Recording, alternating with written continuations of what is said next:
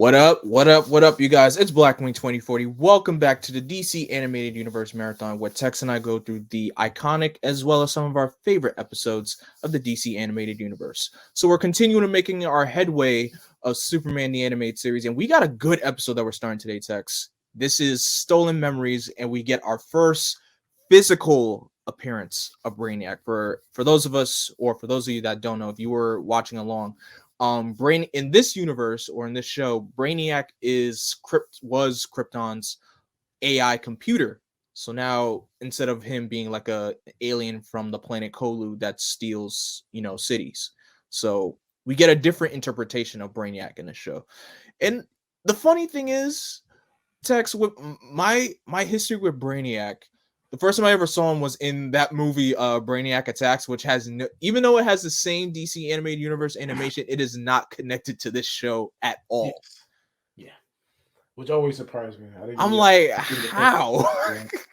What was the point? I was just like, it's the exact same animation style of Superman the Animated Series, but it's not connected. Did they get the same voice actor too, or did they get different ones? Did they Superman voice actor?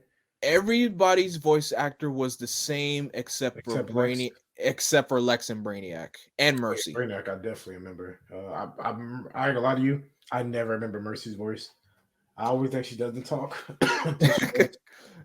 Mercy's just like, well, of course, because Mercy made this. She was an original character. I mean, that was made just for the show, and then she's one of those characters that gets, just like Harley Quinn, she gets incorporated into the comics later on.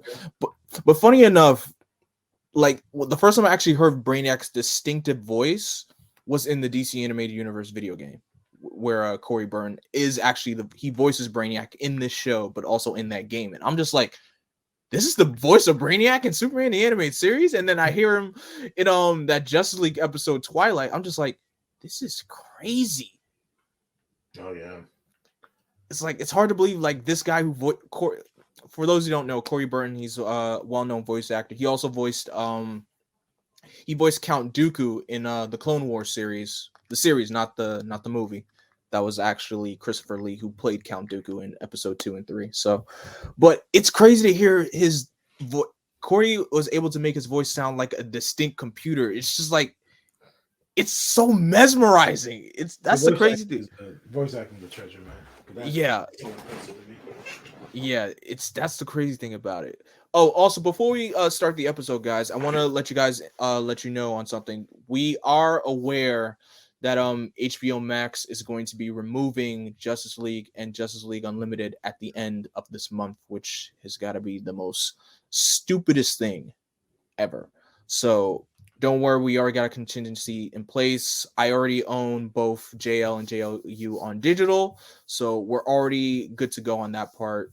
And if they end up taking down Superman and Batman Beyond, because Batman Beyond is our next show, don't worry, I own both of those shows on digital. So it's a good thing when you own digital copies of these things, because otherwise we wouldn't be able to have content for you. And of course, usually I know we're so used to streaming services these days, and now to the point where streaming services are taking down popular shows, is down to the point where, we have to support the physical releases of these Blu-rays, which I will say they're good to have. Trust me, I haven't put a single disc of my Superman the Animated Series Blu-ray in my PlayStation yet to watch, but it's good to, it's good to have. It's good to support, because, digital is good, digital is cheap, but sometimes they're not always. You can't always find everything on digital. Which is the same to me. That's the whole point of it being digital, but yeah. Yeah, and yeah, that's really Oh, and they're also taking down Batman Brave and the Bold, which is also a disappointment. It's a good thing I finished watching that show in its entirety when I did, because HBO Max, well, WB in general, I'm like, what are y'all doing? What are y'all doing? But anyway, with that out of the way, let's get started into the episode Stolen Memories. We are starting the episode in 3, 2, 1. And as always, we're skipping the intro in 3, 2, 1.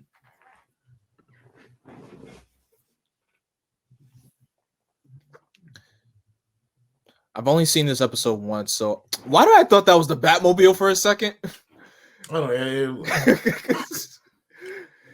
I got that, but even the title card, it wasn't like a classic BTS title card, but it gave No, you but the just the belt. way that vehicle is designed, it's designed as the first, the first Batmobile in BTAS. Oh yeah, But like, nah, it's just a truck. just a truck. Oh, this is another LexCorp scheme. Oh, of course.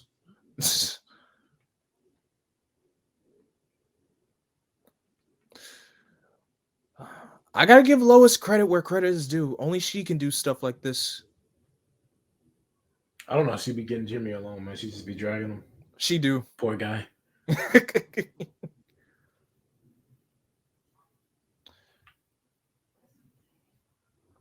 I was about to say, Jimmy, you better turn the flash off on that camera. But then again, this was before we had cell phone cameras.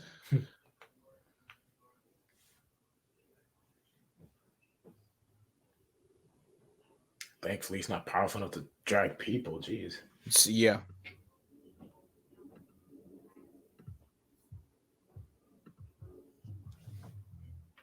Whoa.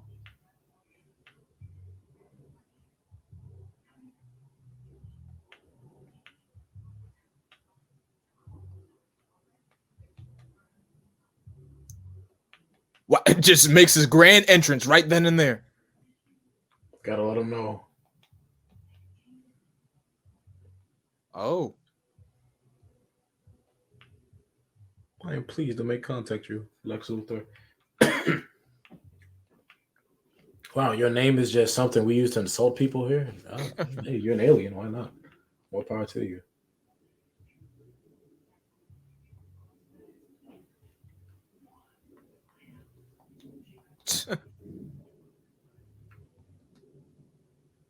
He Green. ain't even green, Jimmy. What he get green from? I could see teal maybe, but But not green. yeah, like green. Is that supposed to be a reference to like Kaluan origin Brainiac? Probably, yeah. Oh, okay. I was like green. Maybe I'm blind. I don't know. I think I had a toy of this Superman. I love that suit. With the spacesuit. Yeah, It's a good design. there's something about it. I've always liked it, even if I think it's a bit lame. Like, should he really need that? But I've always been a fan of it. Oh, he mentioned the Vega system. Mm. I've always liked how Superman is very like in a good relationship with like Hamill and the United States government and Air Force and all that. Yep. Oh, come on. What the heck? Hold on, folks. We just had a little error. This episode just dropped on us. Whoops. Oh, HBO Max. HBO Max like, nah, we don't want you watching this. All right, we're back. That was weird.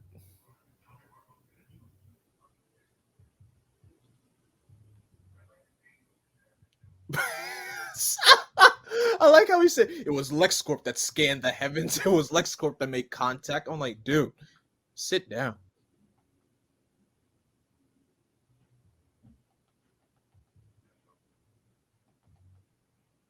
Uh-oh.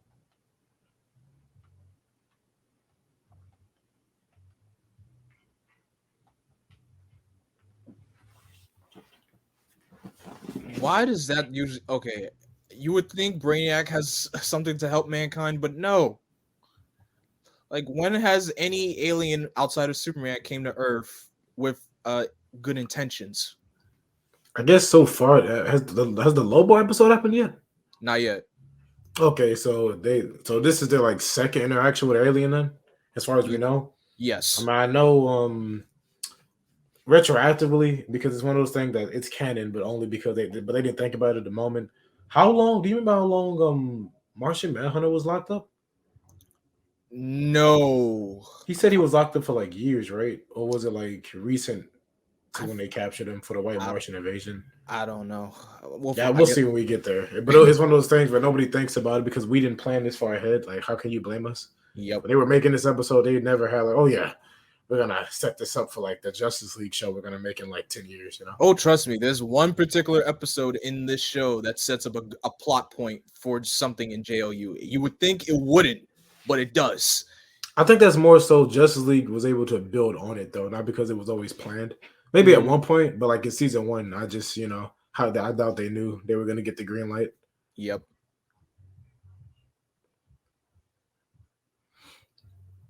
Uh-oh.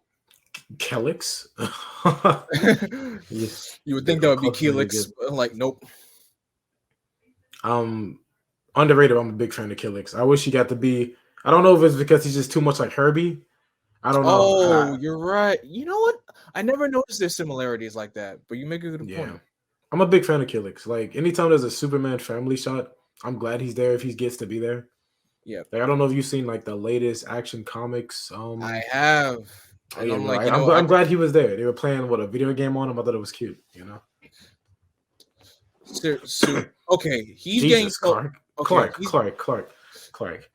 I know you're not used to going against this many people, but I'm about to say Jesus. the amount of blows that these robots were getting from him, they should have got their arms broken off immediately.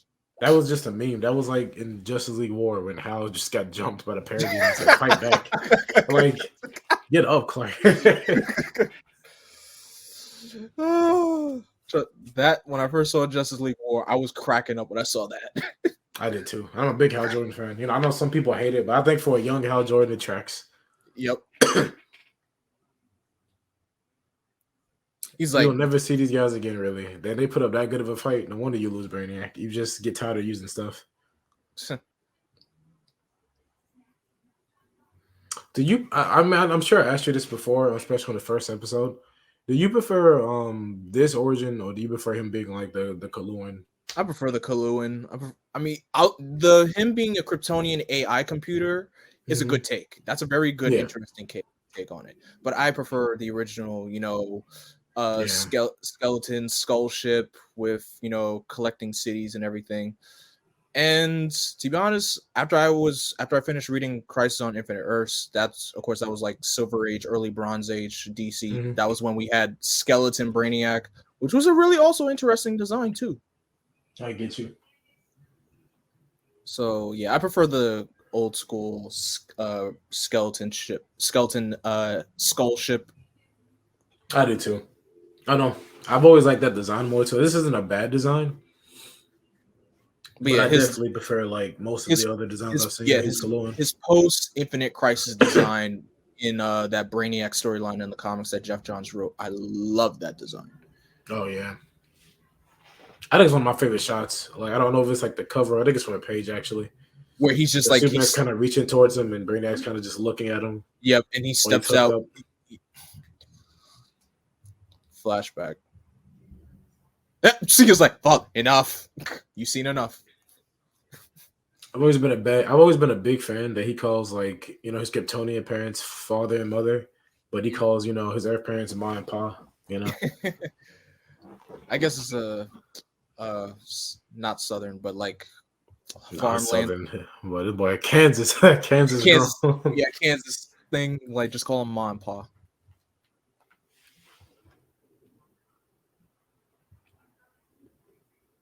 Brainiac's really playing a good role here. He's actually, I'm a nice guy. I'm just vibing.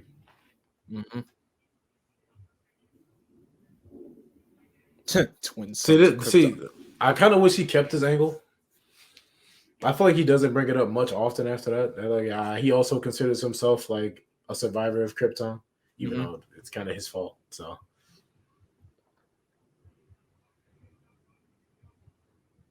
Okay, yeah, they got them big words. So I was waiting for it. Smart brained supervillains.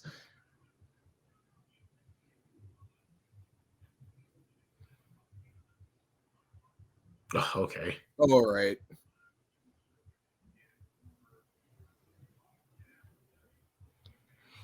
I'm amazed how Clark is able to afford this kind of nice apartment. Yeah, reporter salary he just got. I mean, I think it's just I won't think about it too hard. Because Tomorrowverse is a lot more of a modern take. That man Clark was living in a closet, so I think I gotta rewatch Man of Tomorrow because I knew it was good, but I think I might have to rewatch it. I enjoyed it a lot. I don't think the universe as a whole is gonna stick with me because I just feel like they're jumping around too much. I understand that. I think the individual movies are good. I just Yeah. think the connections between them, I like see what you not mean. seeing the formation of the Justice League feels like such a miss. I know we've seen it so many times, Yeah. but like now we've already skipped to like the Justice League's already been formed. We're about to deal with the Legion of Superheroes. It's like a lot of stuff's getting skipped. Yeah. The Green Lantern Corps is more of a footnote. And you already got like Superman and Batman kind of like Knowing not each other. yeah. Yeah, it's. I think I stand, but the individual movies are good, but the connection of the verse and how it feels really weird. It's a little messy. Yeah, farewell, Krypton. I might like the design, but I've always liked this voice. Oh yeah, the voice is just terrifying.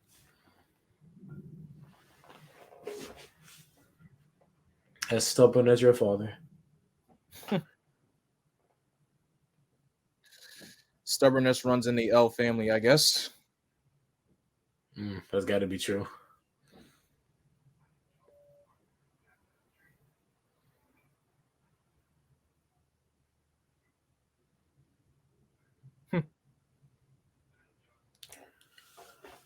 I'm praying for Brainiac to get their live action treatment sometime. It's a travesty he's never gotten it.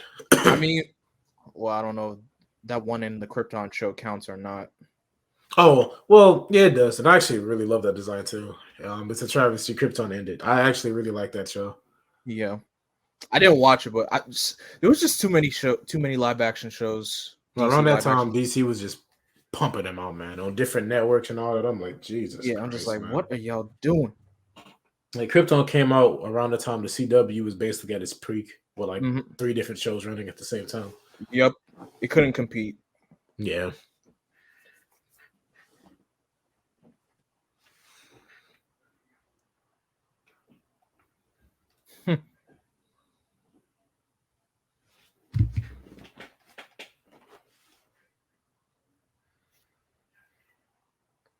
Yeah, and my answer is no.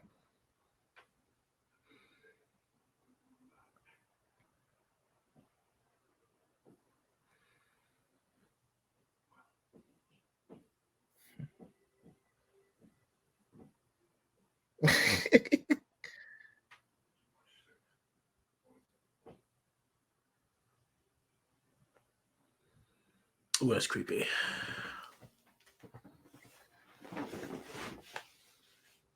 But the crazy thing is, though, I like how they got Corey Burton to come back as Brainiac in Legion of Superheroes.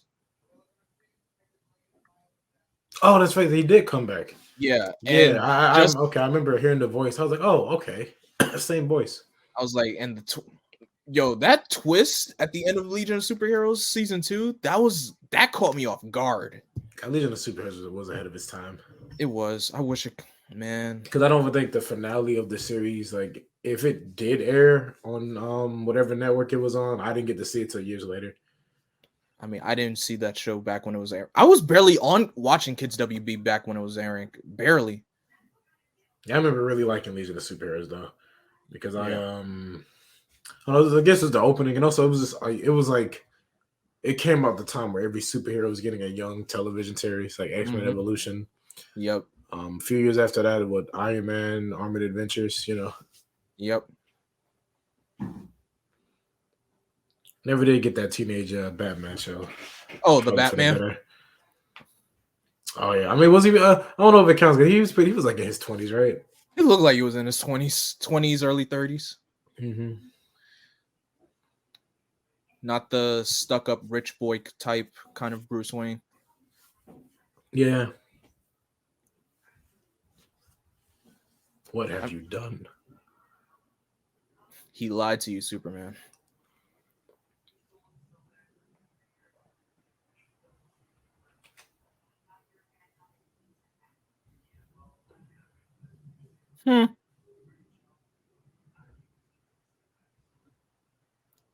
That ain't gonna help you.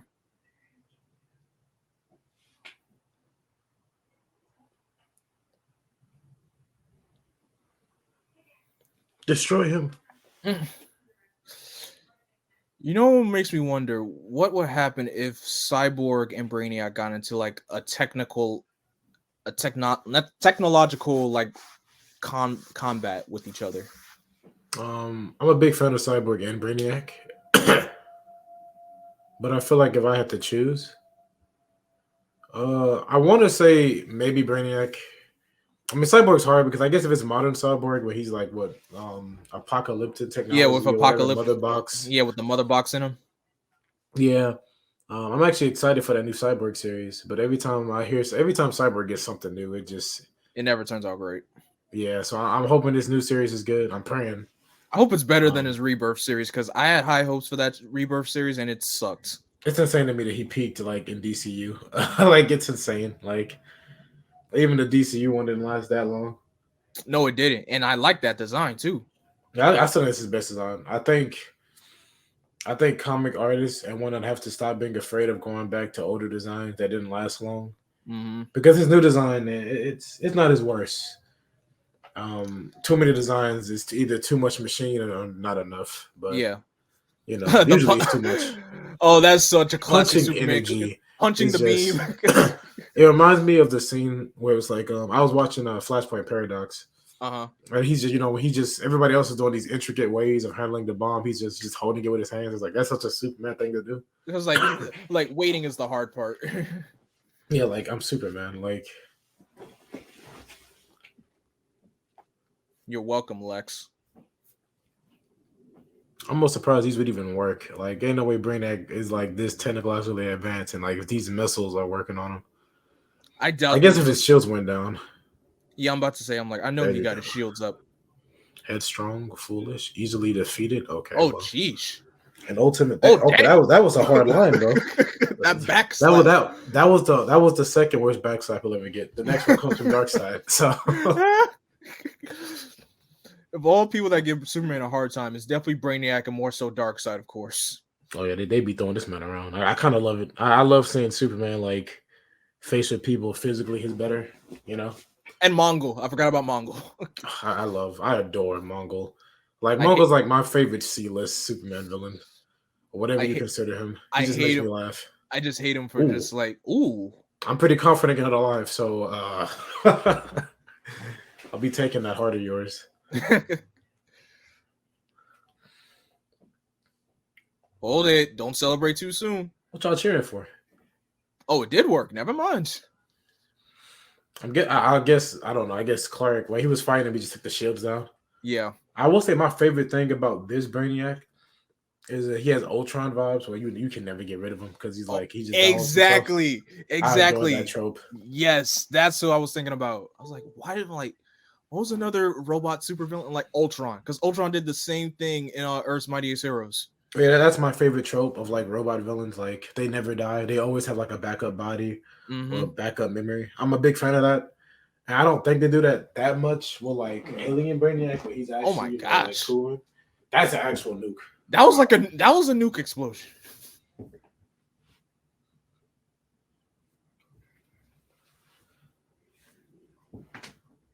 Uh-oh. Does that ever come back? Do you remember? I think maybe it does in that one episode in season 2 where we think it doesn't, but man. Oh, okay, I guess we'll see. Oh, he should really name that polar bear. Like it's insane how many times I've seen Superman with a polar bear. They just chill at the fortress. Oh, this is the origin of the fortress? Okay. I think this is the fortress, but he hasn't set it up yet? Yeah.